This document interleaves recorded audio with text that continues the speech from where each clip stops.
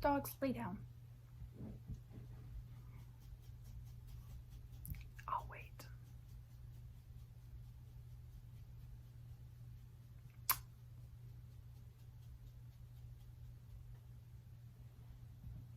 Okay. It's Natalie Locke here. Do you want to come here? Yes, yes, yes, yes, yes. Oh, jealous. Yeah. All right, lay down. Lay down. Lay down. Lay down. Lay down. I knew there was a reason I didn't record with you in here. Lay down. Lay down. Do you want to go out? Okay. It is Natalie Locke here, and as the title suggests, I am joining the Milwordy Challenge, the 1 million written words in 1 year.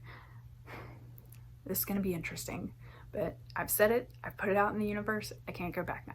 I do have 3 goals in this. There's the 1 million word goal, the 750,000 word goal, and the 500,000 word goal. So I will be writing words in this year. It's just whether I'm going to reach my ultimate goal or my some things got in my way goal. But it's going to happen. I'm not going to stop.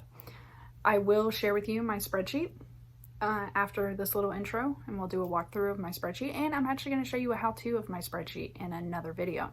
But the whole reason why I'm doing this is because I've done some things in the past where I didn't know I could do it until I tried. One of them is the t-shirt I'm wearing. See? I did a half marathon with a week's notice, all because a coworker of mine wasn't able to do the half marathon, and we had a work team, so we needed people from work representing, and I was in the same gender and age range as her, so I was an easy substitute. Before this, I was running like maybe 3 miles consecutively running, and we're talking like 33 minutes it would take for me to do 3 miles. And my legs had started hurting, so I was taking a break and only walking 10 miles twice a week up until the half marathon. Day of the half marathon, not only was I able to run 5 miles consecutively before I had to walk and run for the rest of the race, but I was able to complete that race in 2 hours and 36 minutes. So having that in mind, even though I admittedly it was, pre-second baby, I don't want to do something because I'm too afraid to fail. I'm just going to do it.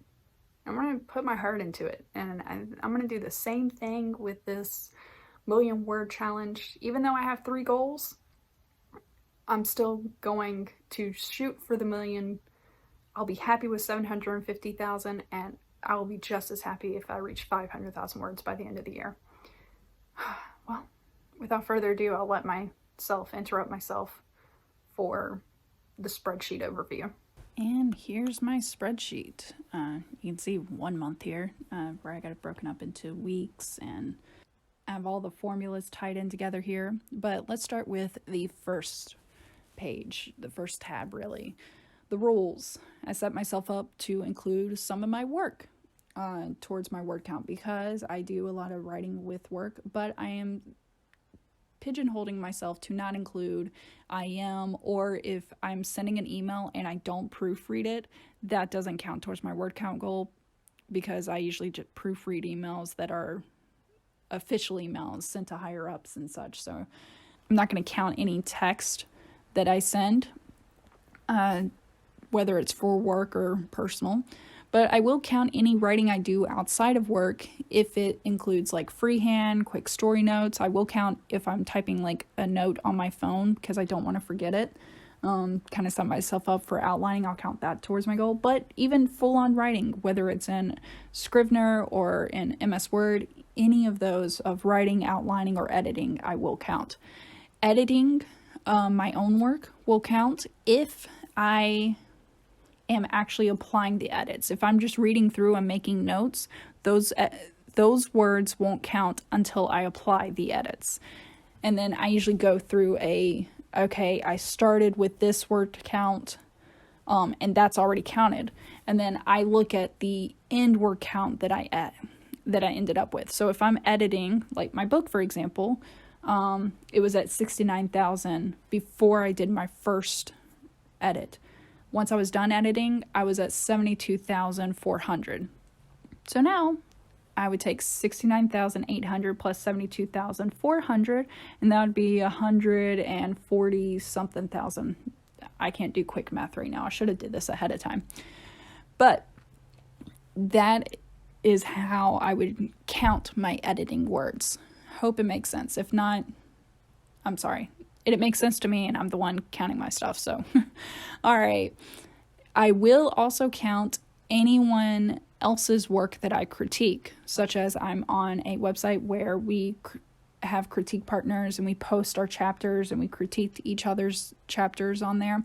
Also, I will count my YouTube video outlines towards my goal during this time, but only once. So my final outline revision will be the one that counts. Nothing before. I'm not going to go back and forth. I also have a legend because that sounds awesome and epic versus a compass or anything like that, of just the shorthand words that I use when specifying which project I am doing in the month setup, which you'll see in a little bit. Now my second tab is the grand total tab. This grand total is tied here, and it says 500 because I was playing around in September, but it's tied to whatever the total is in September, October, accordingly. And what's really cool is that I've set this up so that I have conditional formatting for the different side. So the different side is under 0 because these are all negative technically. And if they're under 0, it'll show up red. But when it is 0 or higher, it will show up green, automatically pulling from whatever total words I have entered for September, October, November accordingly. So I can teach you in my next video how to do that conditional formatting if you wish. But this is just my quick glance, how am I doing setup. And I also have the grand total difference. Now that 500, if we jump into September, you'll see that I was just messing around and typing words in to show that this total automatically pulls, like let's say I did 300 words at work, and then I was able to edit my first book a few times, and it automatically comes to 500. And don't worry, I'll also show you how to do this drop down. And so that 500 counts towards there. It also counts towards my week total over here, week 1 total, week 2 total, and I have the week 1 goal, which is just this daily goal, which you see is the monthly goal divided by 30 because it's 30 days in September. It's that monthly goal times 7, really. That's all it is. So those are the weekly goals. Something to take into consideration about the weekly goals is that I am not including the last 2 or 3 days after week 4. So when you're setting this up for yourself, you've got to consider if you want to throw in an extra line here and it's like the final days, what the goal should be if you want to be that precise. But you can see how this added up everything in the columns above it, which is kind of cool. I enjoy that part. I like Excel. It's fun. Oh, and I also have, if you notice, this top bar here, I made it so it's frozen. So as I scroll up and down, I can always see that top bar. I just didn't want to be at any point down here and not knowing what I was clicking on or being able to keep track of that. So there's that. Well, that's my Excel spreadsheet. I will give you a walkthrough of how to do this because right now I got January blank, so I'll show you how to do it from scratch, and I'll even show you the conditional formatting as well. So stay tuned. I hope you enjoyed this video. I hope that you're able to join this challenge. Maybe not the full 1,000,000 words, but maybe some other word goal for an entire year. And even if it's just 50 words a day. I mean, you saw how I threw in free writing in there, just in case if I wasn't having any ideas with my projects. Any of that will work. So I hope you enjoyed this video. Comment down below.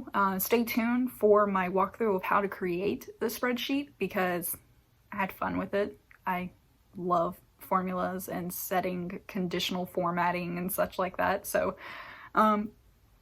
yeah, stay tuned. And I guess I will have to now update y'all every so often of how my word count is going. I might just make that an Instagram thing and take pictures of it. So let's do this. Why not?